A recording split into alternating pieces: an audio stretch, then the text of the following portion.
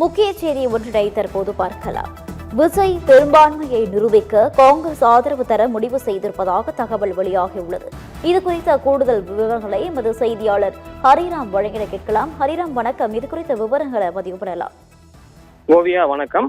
தமிழக அரசியல் வரலாற்றில் திராவிட கட்சிகளை வீழ்த்தி வரலாறு படைத்திருக்கும் விஜய் முதல்வராக பதவியேற்க இருக்கிறார்.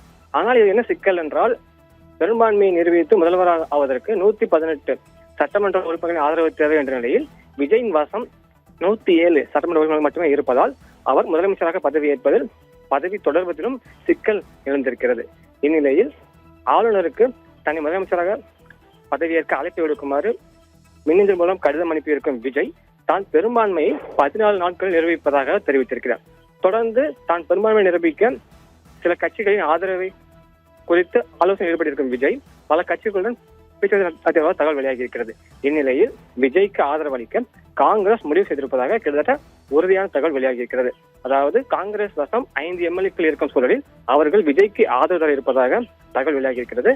இது தொடர்பாக டெல்லியில் ராகுல் காந்தி ஆலோசனை நடத்தி வருவதாகவும் கூறப்படுகிறது.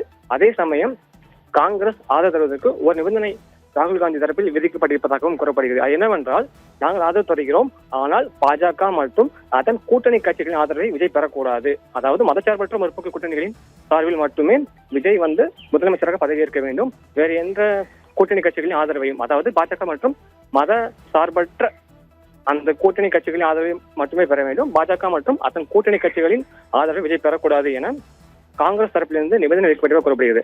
அவர்கள் மறைமுகமாக பாமக, அதாவது அதிமுக கூட்டணியில் பாமக உள்ளிட்ட கட்சிகளின் ஆதரவை பெறக்கூடாது என்று நிபந்தனை வைத்திருக்கின்றனர். ஏனென்றால் அதிமுக கூட்டணியில் பாமகவிற்கும் கிட்டத்தட்ட காங்கிரஸ்க்கு ஈடாகவே எம்எல்ஏக்கள் உள்ளனர். இந்நிலையில் அவர்கள் ஆதரவை பெறக்கூடாது என்று மறைமுகமாக ஒரு நிபந்தனை விதித்து ஆதரவு தர இருப்பதாகவும் காங்கிரஸ் தரப்பிலிருந்து கூறப்படுகிறது. இந்நிலையில் விஜய் முதலமைச்சராவதில் காங்கிரஸ் கிட்டத்தட்ட முழு ஆதரவையும் தர முடிவு செய்திருப்பதாகவும், இது தொடர்பாக டெல்லியில் முக்கிய காங்கிரஸ் தலைவர்கள் ஆலோசித்து வருவதாகவும் கூறப்படுகிறது. அதே சமயம் விஜய் நாளை முதலமைச்சராக பதவியேற்க இருப்பதாகவும் கிட்டத்தட்ட தகவல் வெளியாகி இருக்கின்றன.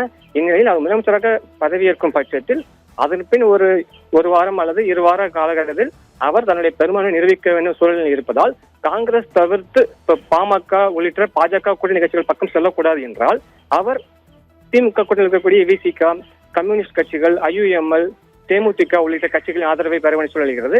அதே சமயம் அவர்களும் நாங்கள் ஆலோசித்து வருகிறோம், விஜய் தரப்பிலிருந்து தங்களுக்கு எந்த ஒரு அழைப்பும் வரவில்லை என்றும் கூறியிருக்கிறார்கள். இந்நிலையில் கிட்டத்தட்ட தமிழக அரசியல் களத்தில் பார்த்தீங்கன்னா விஜய் முதலமைச்சராக ஆவதற்கு என்ன செய்ய போகிறார் என்பது கிட்டத்தட்ட பெரும் பேசுபொருளாகவும் ஆகிவிடுகிறது, விவாத பொருளாகவும் ஆகியிருக்கிறது. கிட்டத்தட்ட முக்கிய கட்சிகளான காங்கிரஸ், தேமுதிக, விசிக, கம்யூனிஸ்ட் உள்ளிட்ட கட்சிகளின் அடுத்த கட்ட நகர்வுகள் என்ன என்பது குறித்தும் பெரும் எதிர்பார்ப்பு இருந்திருக்கிறது. ஓவியா.